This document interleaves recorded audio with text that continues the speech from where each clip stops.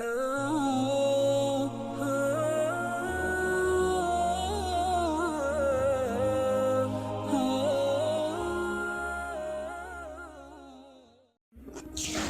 علیکم پیارے دوستو، کیسے ہیں؟ امید کرتی ہوں آپ سب خیریت سے ہوں گے۔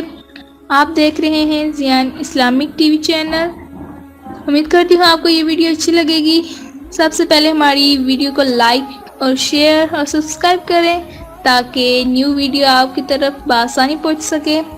پلیز مانے کی نشانی۔ امام علی کی خدمت میں ایک شخص آیا اور عرض کرنے لگا، یا علی، آخری زمانے کے لوگ کیسے ہوں گے؟ تو امام علی نے فرمایا، اے شخص، یاد رکھنا، آخری زمانے کے لوگ بھیڑیے ہوں گے اور حکمران درندے ہوں گے۔ درمیانہ طبقہ کھا پی کے مست رہنے والا ہوگا اور فقیر و نادر بالکل مرد پائے جائیں گے۔ سچائی دب جائے گی، جھوٹ ابھر آئے گا، محبت صرف لفظوں و زبان تک محدود ہوگی اور لوگوں کے دلوں میں ایک دوسرے کے لیے رنجشیں ہوں گی۔ منہ پر ایک دوسرے کی تعریف کریں گے اور دل میں ایک دوسرے کے لیے نفرتیں رکھیں گے۔ پاک دامنی نرالی سمجھی جائے گی، شریف لوگوں کو بے وقوف سمجھا جائے گا، کم ظرف اور دھوکے باز کو عقل مند سمجھا جائے گا۔ جس طرح آگ لکڑی کو جلا دیتی ہے، اگر تو کل سیکھنا چاہتے ہو تو پرندوں سے سیکھو کہ وہ شام کو واپس گھر جاتے ہیں تو ان کی چونچ میں کل کے لیے کوئی دانہ نہیں ہوتا۔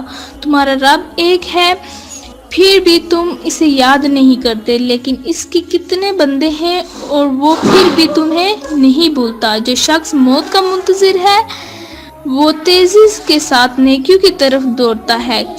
کسی انسان کو دکھ دینا اتنا آسان ہے جتنا سمندر میں پتھر پھینکنا، مگر یہ کوئی نہیں جانتا کہ وہ پتھر کتنی گہرائی میں گیا ہے۔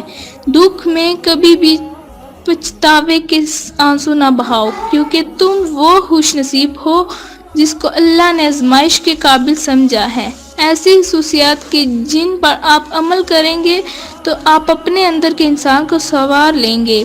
انشاءاللہ تعالی آپ بہترین انسان بن جائیں گے۔ حضرت علی رضی اللہ تعالیٰ عنہ نے فرمایا کہ جب خدا کسی اور بندے کو نیک بنانا چاہتا ہے تو اسے کم بولنے، کم کھانے اور کم سونے کا الہام کر دیتا ہے، اس کی زندگی کو کسی ایسے طریقے سے بنا دیتا ہے۔ حضرت علی رضی اللہ تعالیٰ عنہ نے فرمایا، حسد بیماریوں میں سب سے بدترین بیماری ہے۔